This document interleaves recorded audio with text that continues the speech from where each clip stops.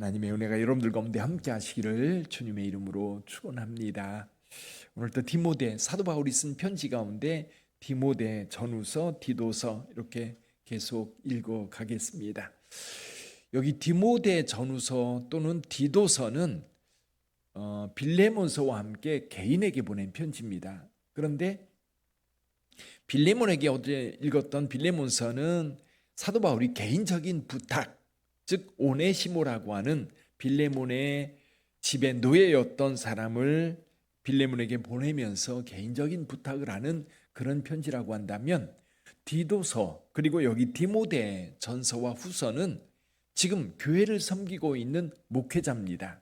목회자에게 교회를 어떻게 섬겨야 될지 그것에 대해서 자세하게 이야기를 하고 있어요. 디모데는 누구죠? 디모데. 사도 바울이 디모데를 언제 처음 만났을까요? 아마도 사도 바울이 1차 전도 여행 다닐 때, 그때 사도 바울이 바나바와 함께 구브로로 가서 구브로에서 배 타고 버가로 가서 버가에서 비시디아 안디옥 그리고 이고니온, 루스드라, 더베 이렇게 1차 전도 여행을 갔었습니다. 그때 아마도 이 디모데라고 하는 사람, 유니게 어머니였죠. 로이스와 유니게, 그 집이 아마 예수를 믿어 하나님의 백성이 되었던 것 같아요. 그러니까 그 집은 유대인의 가정이어서 율법에 대해서 탁월한 믿음을 가지고 있었는데 바울로 인하여 예수 믿는 믿음을 전수받았던 거지요. 그때 아마도 디모데는 소년이었을 것으로 보입니다.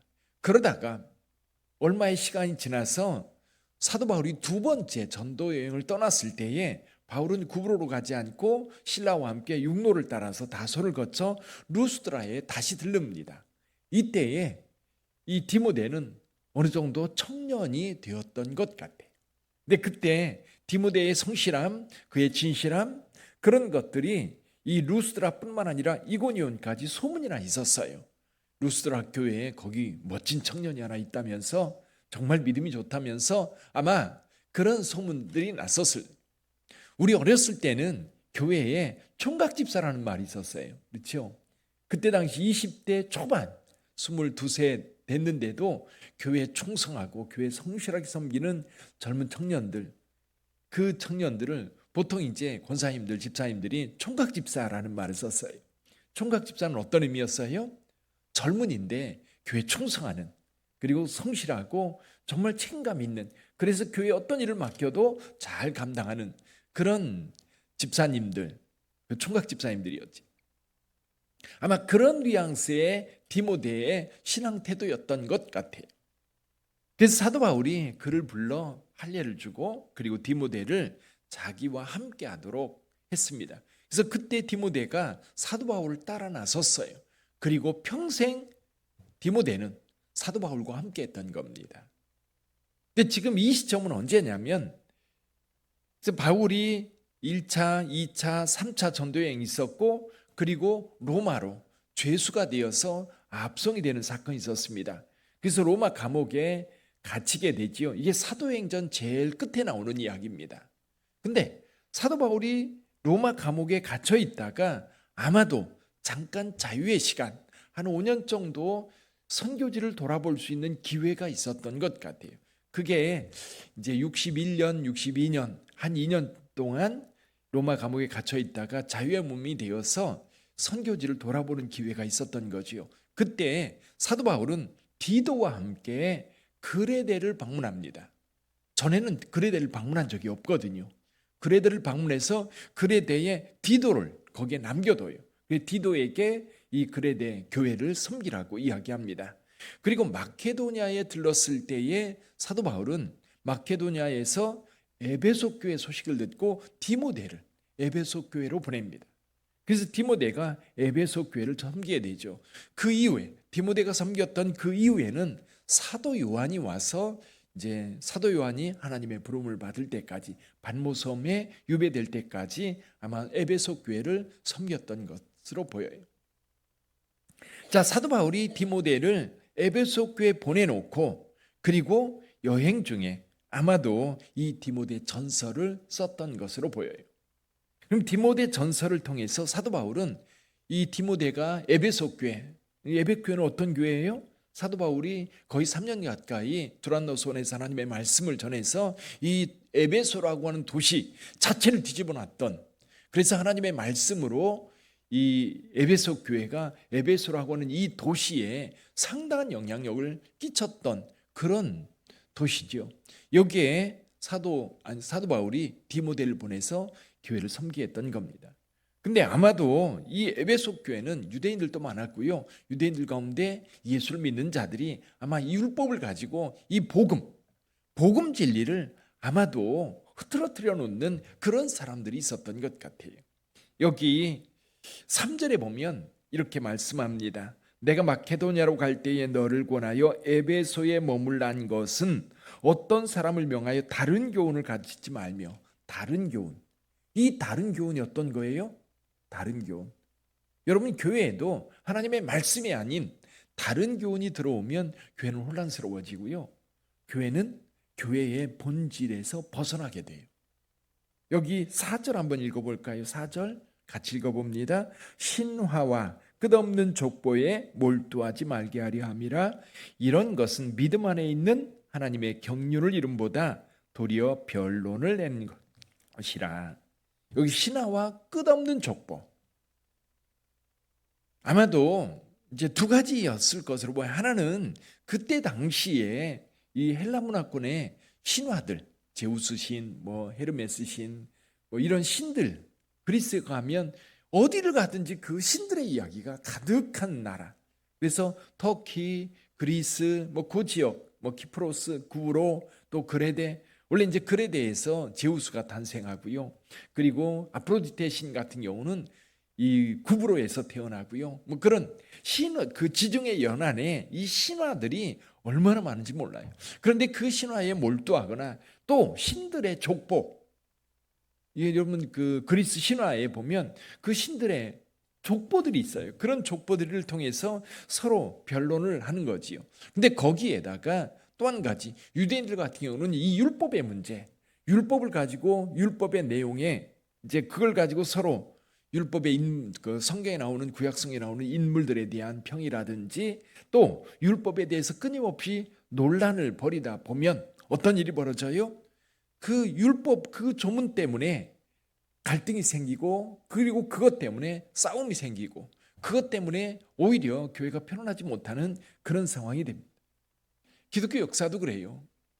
기독교 역사 속에서도 여러분 뭔가 그 전례를 행할 때, 예를 들면 성례전을 행할 때에 이 성례전을 행할 때 이 포도주와 그리고 이 떡이 언제 그리스도의 몸이 되느냐, 그걸 가지고 수년 동안 논쟁을 벌였던 적이 있어요. 그 무슨 유익이 있어요, 저와 여러분들에게? 그렇죠? 하나님 앞에 축사하여 기도할 때에 이 떡과 포도주가 주의 몸이 된다라고 하는 믿음을 가졌는데 언제 되느니 그게 무슨 상관이었어요? 하나님께서 거기에 성령을 부어주셔서 우리가 믿음을 가지고 떡과 잔을 마실 때에 그리스도의 몸을 우리가 취하는 것으로 믿고 먹으면 되거든요.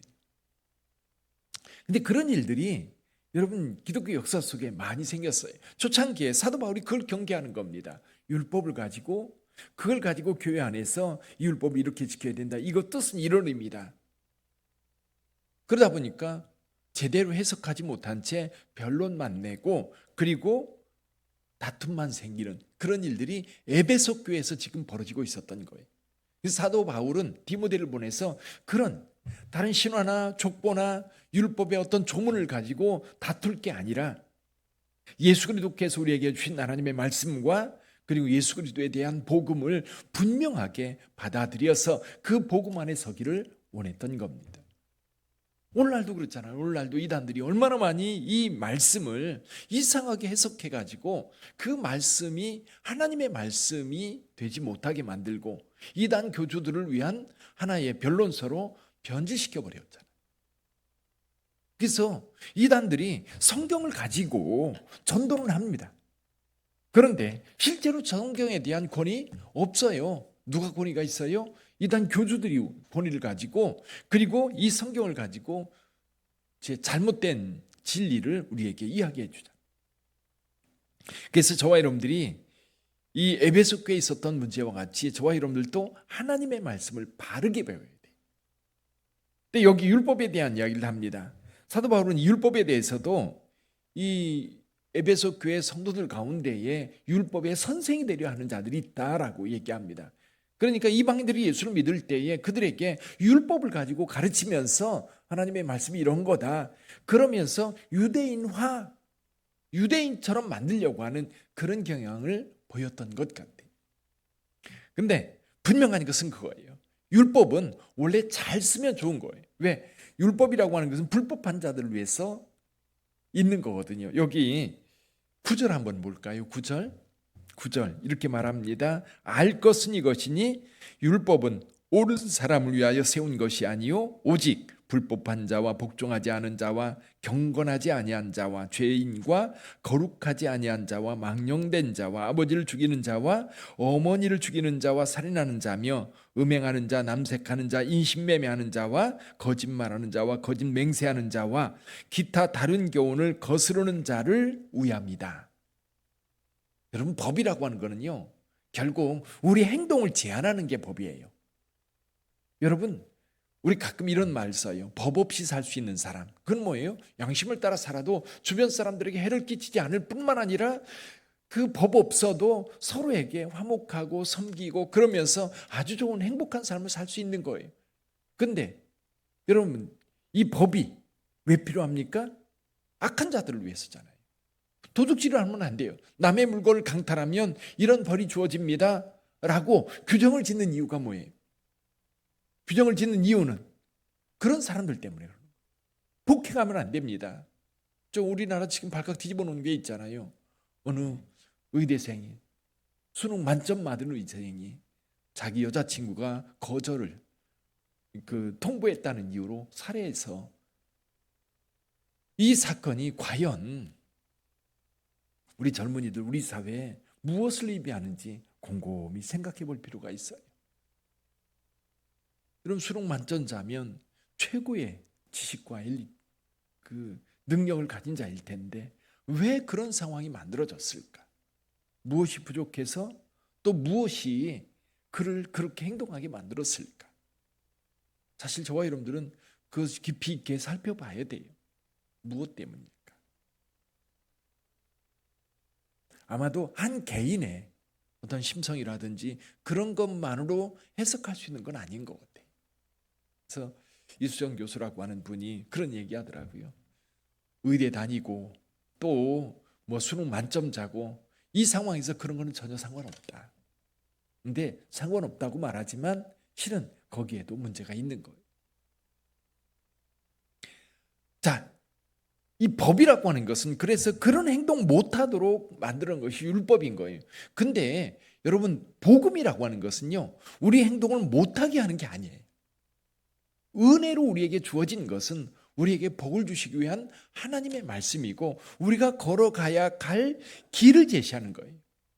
율법은 뭐예요? 하지 말라는 거예요. 우리가 가는 길을 제한하는 거예요. 하지 말라는 거예요. 그러나 하나님의 법, 우리 예수를 통해서 우리에게 주어진 은혜의 법은요, 우리가 따라갈 길인 거예요. 말씀을 따라서 그 길을 걷다 보면 그곳에 하나님의 은혜가 있고 그곳에서 하나님의 복을 누리게 될 거예요. 그래서 사도 바울이요, 자기가 은혜를 알지 못할 때 죄인 중에 괴수로 살았다는 것을 깨달았어요. 그래서 사도 바울이 자기 고백을 합니다. 12절 한번 읽어볼까요? 12절 같이 읽어봅니다. 나를 능하게 하신 그리스도 예수 우리 주께 내가 감사함은 나를 충성되이 여겨 내게 직분을 맡기심이니. 율법을 따라 살 때에는 그 밑에 보면 하나님의 은혜를 알지 못해가지고 죄인 중에 괴수로 살았다 그랬어요. 그러다가 예수의 은혜를 깨닫고 나서 완전히 새 사람이 되었지요. 그리고 곰곰이 묵상해 보니까 하나님께서, 예수께서 자기를 충성되이 여겨 직분을 맡겨주셨다고 말하고 있어요. 이건 제 고백이기도 해요. 아마 여러분의 고백이기도 할 겁니다. 나를 그만 능력도 없고 그만한 실력도 없고 그만한 어떤 권세도 없는데 우리 하나님께서 나를 충성되이 여겨준 거예요. 권사의 직분, 장로의 직분, 집사의 직분, 그 직분을 맡을 자격이 없는데, 목사의 직분 맡을 자격이 없는데 하나님께서 나를 충성되게 여겨주시고 그 직분 맡겨주셨어요. 맡겨주면 잘하리라 기대하신 거예요.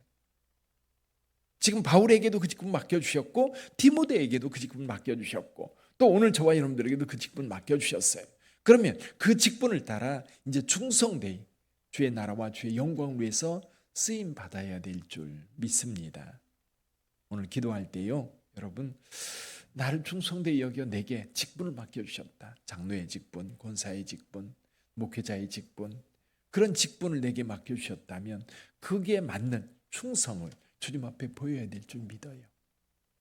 그래서 디모데가 이 에베소 교회를 섬기도록 보냄을 받으면서 그 안에 있는 문제, 사실은 이 은혜, 하나님의 말씀과 그리고 율법이라고 하는 헛된 교훈에 창림하고 있는 사람들 때문에 디모데를 보낸 거거든요.